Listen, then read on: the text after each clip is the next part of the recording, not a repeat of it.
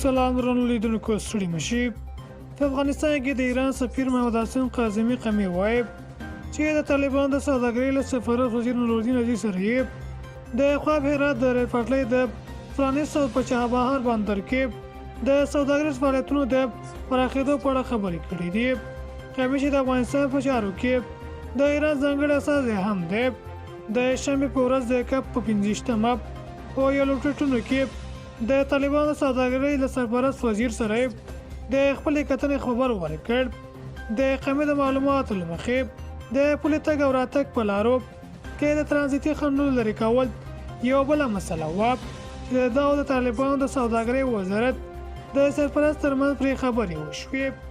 د طالبانو سوداګرۍ وزارت سرپرست روانه اونۍ ایران ته سفر کړی و. دا په داسې حال کې ده چې تېره اونۍ ایران په لومړي ځل په کابل کې خپل تر ټولو لوی سوداګریز مرکز پرانیست.